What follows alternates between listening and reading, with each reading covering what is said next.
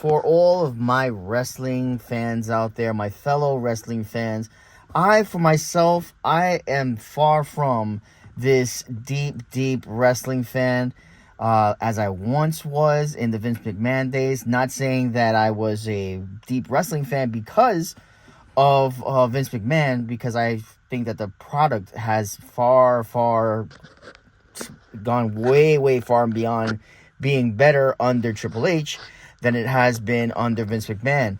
You can tell the big difference between taking your time with storylines. You can tell the big difference between pushing certain individuals, bringing back certain people. It's been a really fun ride. Today is Monday, January 13th. So Raw is going to be big tonight with the debut of Penta, which I was hoping that he came out on January 6th on the debut of Netflix. They didn't have that. They had Chad Cable come out and talk trash about how, I want to face a luchador. And like, I'm just like, oh God. Like that's the first thing. I'm not saying that Chad Gable is a bad wrestler. I'm not saying that, because he is a tremendous wrestler. But Chad's got this, I don't know, he's got like a little bit of corniness with him. So let's go back to me being a deep fan.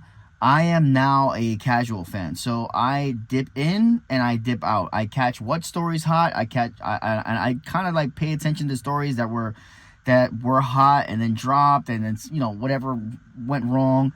But I remember watching Raw, right? Raw was 3 hours long on the USA Network, and I remember watching Raw for like the 3 hours straight. I mean, I even watched the commercials. They never flipped the channel at all, unless like the Knicks were playing or the Mets were playing. Then I would like flip back and forth. But most of my paying attention time was to watch wrestling, was to watch Raw. Now, John Cena, right? John Cena is still a ticket drawer. The guy puts booties in seats. There's no other way to put it, right? Now, I have been wanting to get away from this whole superhero, like The Rock did with the cornflakes, the cereal box, John Cena character. I have been wanting to get away with that from that for a long time. And the nearest story that I can think that was involved with John Cena that was really good was when he had that stint with Bray Wyatt. Now, yes, that was in the Vince McMahon era, and that was in the COVID era, but those two did a fantastic job. It was fun to watch. Very fun to watch. And there was hints. Of, maybe John Cena's going to go heel, or maybe here's a taste of what it would be like if John Cena went heel.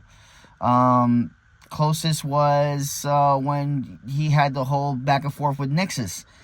Any time out of that is when he brought back Thuganomics. Thuganomics wasn't really a heel. Thuganomics was a rapper version of him, just dissing everybody. I never viewed that as that's John Cena heel. I never thought of Ruthless Aggression John Cena being a heel or being anywhere remotely close to a heel. I always wanted John Cena to be... I wanted him to mimic and just do it better than when Hulk Hogan turned heel when he was in WCW and they started the NWO. That's what I wanted. I wanted that so bad, but I feel like that train has came and that train has left. John Cena's on his way out. He's having his farewell tour. And I feel like WWE really dropped the ball on that, because right now we're in an era where heels are just, they're praised. Like people love a heel, right? But people don't love the Dom Mysterio heel, which is cool. People don't love the Xavier Woods and Kofi Kingston heel turn, which is cool. But it's not a bad we don't like these guys kind of. We don't like these guys. It's not like a Hulk Hogan. Like Hulk Hogan getting booed, that resonated so deep. That went so deep. He had a lot of racist videos, right? A lot of silly racist videos that surfaced. I don't think his political standpoint is what hurt him. But the racial slurs hurt him. And also there was a video that I seen earlier today where he's like, yeah, I quit beer, man. I just like stopped it. I've been, beer free for 6 months. And now he's pushing this Real American beer and he's chugging it down. And it's like, if that doesn't say hypocrisy to the max, then I don't know what hypocrisy is then. I really don't know. But Hogan getting booed was, it felt so much more deeper than a character on WWE getting booed as a heel. It felt so much more, it felt more real. It felt like everyone knew why he was getting booed. What else? So let's get back to the whole John Cena thing. I really would like to see John Cena. I really, really, really would like to see him become a heel. I think that him being in Hollywood would definitely add to the character because, at the end of the day, it's all an act. At the end of the day. But for you to have the flurry of, hey, I've been in Hollywood, I've been in big time movies, I've been in solo roles and done great, I think it would be awesome. The Rock turns somewhat babyface. We don't know. Nobody knows. Nobody knows what the hell The Rock has up his sleeve. But when you can tell you're stuck in the old days when there's a moment where it seems like a heel turn or some kind of twist to the storyline is imminent to happen. I thought the battle for the tribal chief, the battle for the Ulafala, I thought that this is where Paul Heyman turns on Roman Reigns, because Paul Heyman has a history of turning on his clients. He's going to turn on him. He's not going to be his wise man anymore.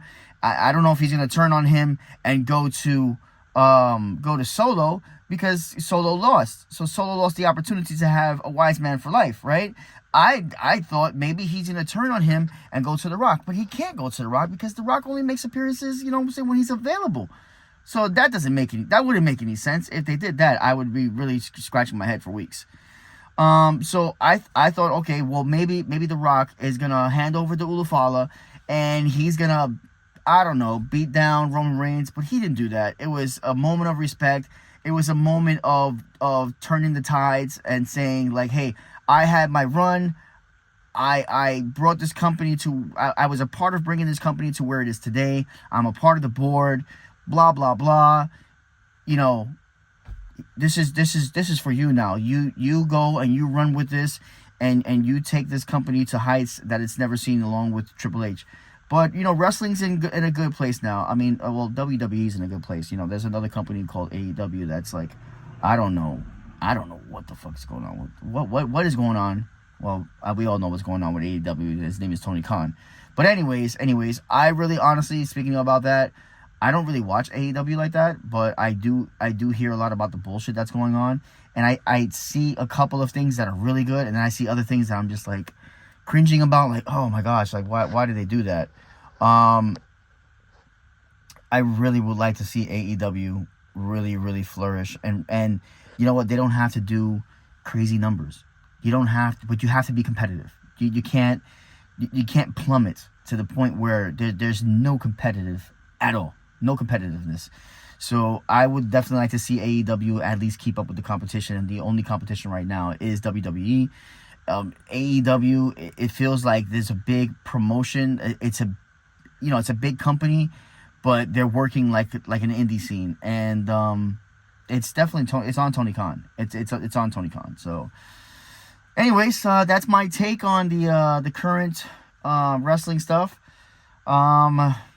I definitely wish John Cena a great send off, but I would love for him to turn heel. Peace.